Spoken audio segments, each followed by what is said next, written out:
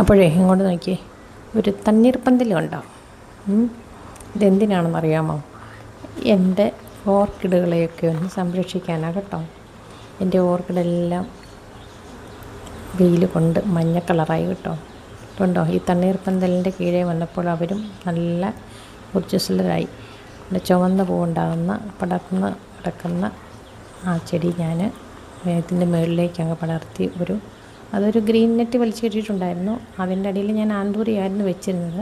ആന്തൂറിയത്തെ ഇപ്പം മാറ്റി അങ്ങേ അറ്റത്ത് വേറൊരു ഗ്രീൻ ഹൗസ് ഉണ്ട്, അതിലേക്ക് മാറ്റിയിട്ട് ഈ ഡെൻഡ്രോബിയവും ഫെലനോപ്സിസും എല്ലാം ഞാൻ ഇതിലേക്ക് മാറ്റി വെച്ചു കേട്ടോ. കാരണം എന്തെന്ന് വെച്ചാലേ, ഇത് ശരിക്കും ഒരു നല്ല വെയിലടിക്കുന്നിടത്താണ് ഇരുന്നത്. അപ്പം ഡെൻഡ്രോബിയത്തിന് വലിയ പ്രശ്നം വന്നില്ല, പക്ഷേ ഫെലനോപ്സിസിൻ്റെ ഇലയൊക്കെ മഞ്ഞയ്ക്കാൻ തുടങ്ങി. രാവിലെയും വൈകിട്ടും വെള്ളം ഒഴിച്ചില്ലെങ്കിലത്തെ അവസ്ഥ ഒന്നാലും ഭയങ്കര വെയിലല്ലായിരുന്നോ കഴിഞ്ഞ മാസമൊക്കെ, മാർച്ച് മാസത്തിലൊക്കെ. അപ്പം ഞാൻ ഫെബ്രുവരി മാർച്ച് മാസത്തിൽ ഞാൻ കുറച്ച് ദിവസങ്ങളില്ലായിരുന്നു. അപ്പോൾ ശരിക്കും നല്ല ചൂട് ആണ്, മഴയൊന്നും ഇല്ലാതിരുന്ന സമയമായിരുന്നു. അപ്പം രാവിലെയും വൈകിട്ടും ഒക്കെ വെള്ളം ഒഴിക്കാനായിട്ട് പറഞ്ഞാൽ വീട്ടിൽ എൻ്റെ മോനൊന്നും അത് ചെയ്യത്തില്ല. അവന് മടിയെ രാവിലെയും വൈകിട്ടും ഒക്കെ നമ്മൾ കെയർ ചെയ്യുന്ന പോലെയൊന്നും അവർക്ക് അത്ര താല്പര്യമില്ലല്ലോ. കാരണം നമ്മുടെ ഇഷ്ടത്തിന് നമ്മൾ വളർത്തുന്ന ചെടികളല്ലേ ഇത്, അല്ലാതെ അവരുടെ ഇഷ്ടത്തിനല്ലല്ലോ. അപ്പം നമുക്ക് എവിടേക്കെങ്കിലും പോകേണ്ടി വരുമ്പോൾ നമ്മളതിന് വേണ്ട കാര്യങ്ങൾ ചെയ്തില്ലേ പറ്റൂ. അപ്പം ഞാനതുകൊണ്ട് പൊഴിച്ച് വന്നിട്ട് കഴിഞ്ഞപ്പോഴത്തേക്ക് എൻ്റെ ഫെലനോപ്സിസിൻ്റെ ഒക്കെ ഒരു അവസ്ഥ കണ്ട് ഞാൻ പെട്ടെന്ന് ഉണ്ടാക്കിയ ഒരു ഗ്രീൻ ഹൗസ് കേട്ടോ. ഒരു മറയൊക്കെ ഉണ്ടാക്കി, ഒരു ഗ്രീൻ നെറ്റൊക്കെ ഉണ്ടാക്കി, ഗ്രീൻ നെറ്റ് വാങ്ങിച്ചു, എന്നിട്ട് അങ്ങനെ ചെയ്ത് വെച്ചു. അതുകൊണ്ട് ഇപ്പം അതിന് വലിയ കുഴപ്പമില്ലാതെ പോകുന്നു. ആദ്യം ഇങ്ങനെ ആയിരുന്നേ, കാരണം ഗ്രീൻ നെറ്റൊന്നും കറക്റ്റായിട്ടൊന്നും ഇല്ലായിരുന്നു. പിന്നെ ഞാൻ ഉണ്ടായിരുന്നൊക്കെ കീറി പറഞ്ഞ് കിടക്കുമായിരുന്നു. അങ്ങനെ ഞാൻ വേറെ പുതിയത് വാങ്ങിച്ചുകൊണ്ട് തന്നെ എന്നിട്ട് വാങ്ങിച്ചുകൊണ്ട് തന്നു. എന്നിട്ട് പിന്നെ അത് നല്ലപോലെ കിട്ടും. എങ്ങനെയാണേലും വെയിൽ വരുന്നത്. വേറെ റബ്ബറും എല്ലാം അങ്ങനെ സൈഡിലൊക്കെ നിൽപ്പുണ്ട്. എന്നാലും ഈ രാവിലെ ഉദിക്കുന്ന കിഴക്കുന്നുള്ള സൂര്യപ്രകാശമുണ്ട്, അതൊരു 11 മണി വരെ നന്നായിട്ടിങ്ങനെ പിടിക്കും. അതാ ഭയങ്കര ചൂടാണ്.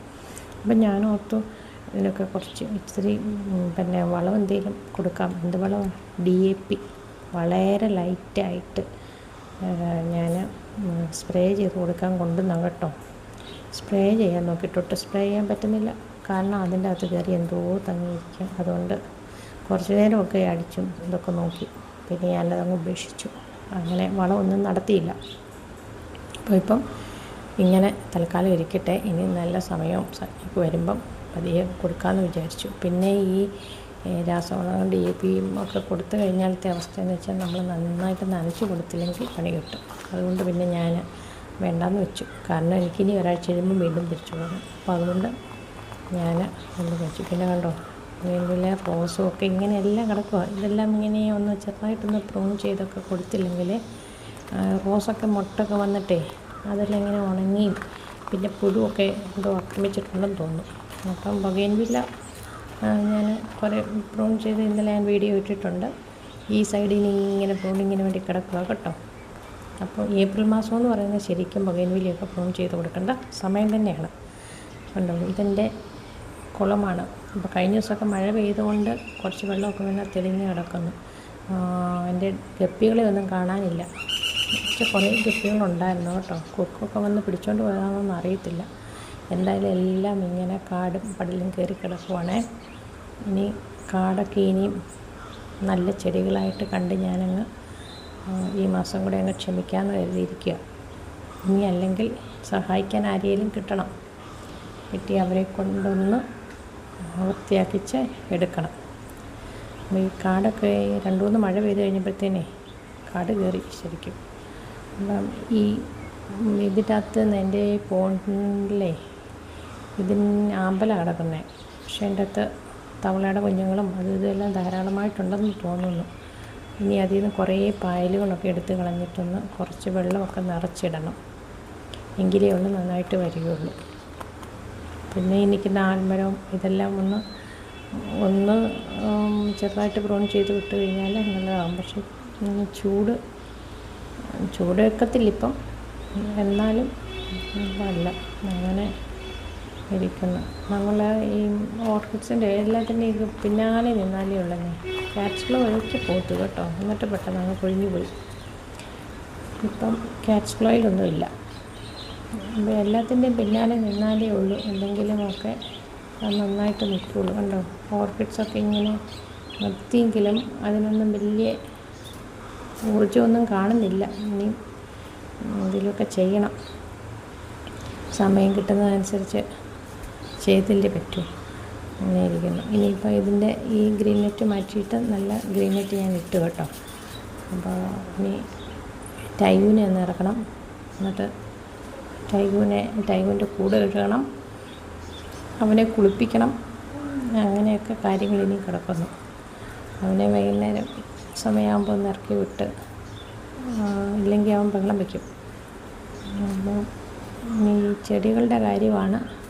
നമ്മളെവിടെയെങ്കിലും പോയി കഴിഞ്ഞാൽ ചെടികളുടെ കാര്യം ഭയങ്കര കഷ്ടം. കാരണം എന്താണെന്ന് വെച്ചാലുണ്ടല്ലോ, ഒത്തിരി ചെടിയായാൽ തന്നെ ഭയങ്കര ബുദ്ധിമുട്ടാണ് കേട്ടോ. അതിന് വളം കൃത്യമായിട്ട് കൊടുക്കാനും അതിനെ നനയ്ക്കുക എന്നുള്ളതാണ്, വെള്ളം കൊടുക്കുക. അപ്പോൾ ആ വെള്ളം കൊടുത്ത് കറക്റ്റായിട്ട് കൊണ്ടുപോയില്ലെങ്കിൽ ഭയങ്കര ബുദ്ധിമുട്ടാണ്. ഒരെണ്ണമൊക്കെ ഇല വാടി നന്നായിട്ട് കരിഞ്ഞൊക്കെ തിന്നിട്ടുണ്ട്.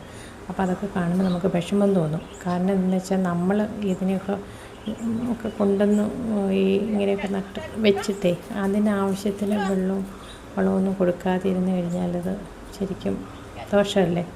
അതെ, ഒരു ജീവനല്ലേ ചെടി എന്നൊക്കെ പറഞ്ഞാൽ, ജീവനല്ലേ, നമ്മളെപ്പോലെ ജീവനുള്ളതാണ്. അപ്പോൾ അതിനെ സംരക്ഷിക്കാതിരിക്കുമ്പോഴേ ശരിക്കും എനിക്ക് ദോഷം തോന്നും.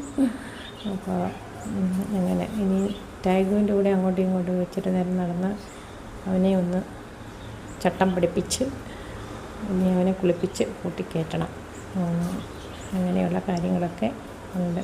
എന്തായാലും നല്ലതായിട്ട് ചെടികളൊക്കെ ഇനി പ്രൂൺ ചെയ്യുക എന്നുള്ളത് വലിയ അത്യാവശ്യമായിട്ട് കിടക്കുക. അതുപോലെ തന്നെ ചെടിച്ചട്ടിയിലെല്ലാം കാട് കയറിയിട്ടുണ്ട്. അതൊന്നും ഞാൻ കാണിക്കുന്നില്ല. കാരണം കണ്ടു കഴിഞ്ഞാൽ ശരിക്കും ഒരു 2 മാസം കൊണ്ട് നമുക്ക് ഒരു ശ്രദ്ധയും ഇല്ലാതെ കാര്യം വഴി പറയാൻ പറ്റത്തില്ലല്ലോ. നമ്മുടെ ഹോബിയാണ്.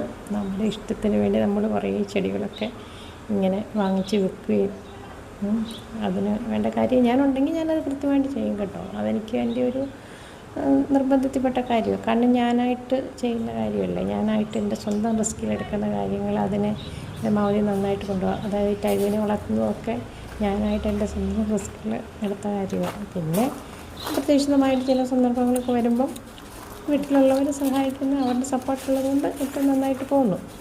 അപ്പോൾ അങ്ങനെയൊക്കെ എല്ലാം ഇങ്ങനെയൊക്കെ അങ്ങ് പോകും. നമുക്കെല്ലാം പെർഫെക്റ്റായിട്ട് കൊണ്ടുവരാനൊന്നും പറ്റത്തില്ലല്ലോ. മാക്സിമം നമ്മൾ ശ്രമിക്കുക എന്നുള്ളതേ ഉള്ളൂ. അത്രയേ ഉള്ളൂ കാര്യങ്ങൾ. അപ്പം അങ്ങനെയാട്ടെ.